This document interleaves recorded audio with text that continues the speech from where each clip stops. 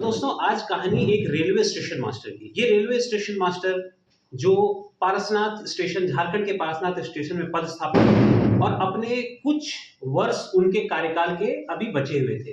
काफी समय बिताया उन्होंने पारसनाथ रेलवे स्टेशन पे। रहने वाले वो यूपी के थे।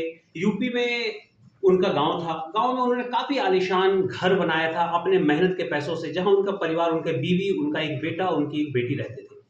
और वो पारसनाथ रेलवे स्टेशन पे एक सरकारी क्वार्टर में रहते थे, जस्ट स्टेशन के बगल में, जहां उनको सारी सुविधाएं, उनका एक प्यून, उनके कपड़े तक धोना, उनका घर साफ सफाई करना, उनको खाना देना, उनको चाय देना, उनके लिए छोटा छोटा वस्तु ले आना, ये सारा सुविधा उनका प्यून उनको देता था, जिसका नाम मुझे बहुत अच्छे से याद नहीं है, लेकिन शायद उसका नाम कुछ धनी काका लोग बुलाते थे।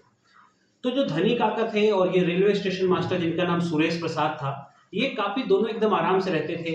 और सुरेश प्रसाद 4 महीने 5 महीने में एक बार अपने घर जाया करते थे, वो भी कुछ दिनों के लिए, 6 7 8 दिनों के लिए घर जाया करते थे।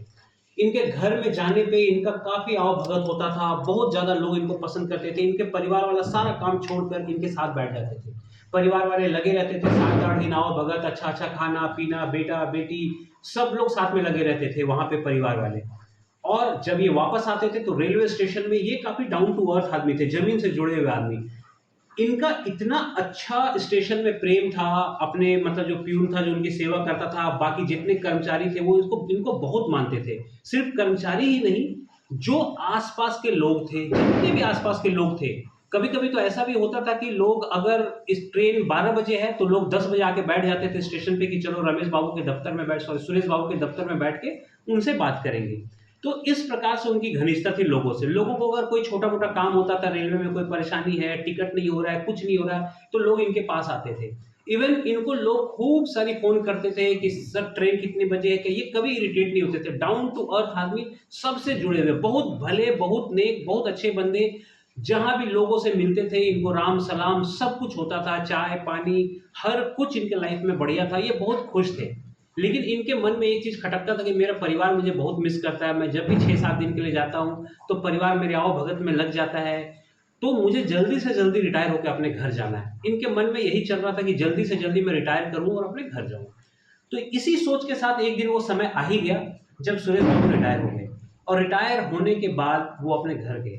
घर जाने के बाद उनका खूब अच्छे से स्वागत हुआ। ये स्वागत चला 2 दिन 3 दिन, लोग खूब मिले जुले। सुरेश बाबू शुरू से 40 साल उन्होंने नौकरी किया था, तो उनके गांव में उनका कोई खास जान पहचान नहीं था। उनके परिवार वाले को लोग सब पहचानते थे, बट उनका अपना कोई निजी मित्र, बहुत नजदीकी का कोई नहीं था। तो जो सुरेश बाबू थे, वो जब वहां पे सर्विस कर रहे थे, उसके बाद अपने घर गए रहने के लिए, तो 3 4 दिन तक तो उनको वैसे ही फील हुआ जैसे पहले फील होता था। लेकिन धीरे धीरे बेटी कॉलेज में जाती थी, वो कॉलेज जाने लगी। बेटा कहीं काम पे थोड़ा सा काम कर रहा था, कुछ ट्यूशन व्यूशन पढ़ाता था, वो उधर जाने लगा। लोग अपने अपने निजी कार्यों में व्यस्त हो गए, वाइफ अपना घर के कार्यों में व्यस्त हो गई।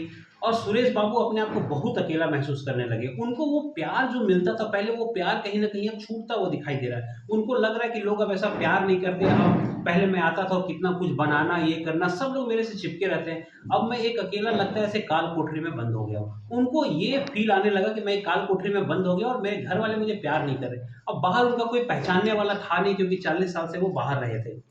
अब उनको लग नहीं रहा था कि वो करे तो क्या करे, नहीं करे, उनको मन नहीं लग रहा है। तो एक दिन उन्होंने निश्चय किया कि चलो अब मैं एक काम करता हूं, मैं वापस झारखंड के पार्श्वनाथ रेलवे स्टेशन, जहां मेरा इतना अच्छा नाम, इतना अच्छा काम, जहां मेरा प्यून है, वहां बगल में एक और कमरा अभी भी खाली है, मैं उसी कमरे में जाके शिफ्ट हो जाऊंगा। और जैसे पहले 6 7 8 महीने में घर आता था, मैं वैसे ही घर आया करूंगा। पेंशन तो मुझे मिलता ही है, तो कोई टेंशन नहीं है, वैसे ही जाके वहां शिफ्ट हो जाऊंगा। ये सोच के वो पारसनाथ रेलवे स्टेशन पे पहुंचे। पारसनाथ रेलवे स्टेशन पे जब पहुंचते हैं तो देखते हैं जो उनके धनी काका जो थे, वो अभी नए रेलवे स्टेशन मास्टर के आओ भगत में लगे हैं, उनका सेवा कर रहे हैं, उनका सब कुछ कर रहे हैं। और इनको इनको देख के काफी खुश हुए, काफी मिले, कुछ लोग और भी मिले।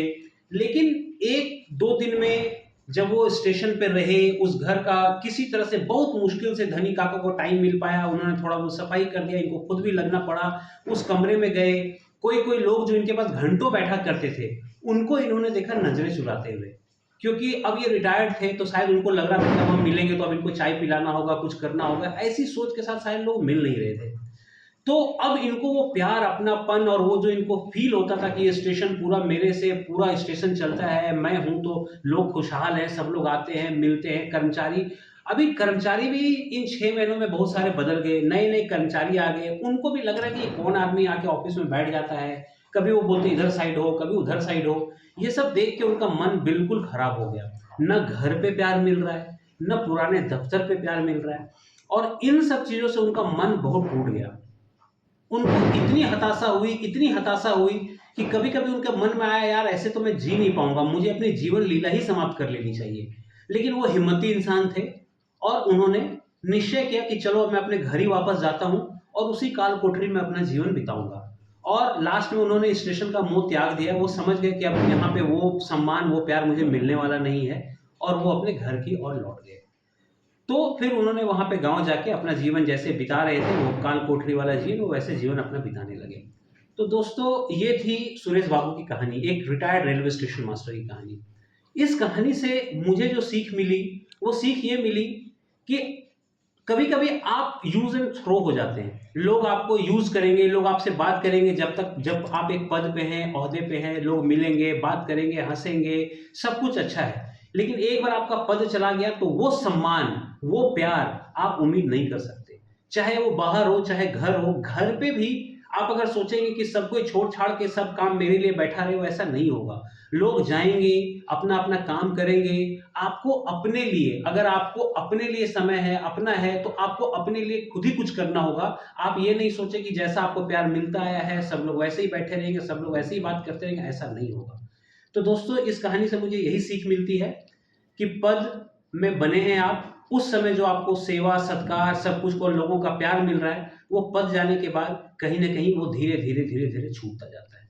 तो दर्शकों, मैं आपसे भी चाहूँगा कि आप भी अपना कमेंट बताएँ कि आपका क्या कमेंट है? आप क्या सोचते हैं इस कहानी के बारे में? आपको कैसी लगी ये कहानी? धन्यवाद।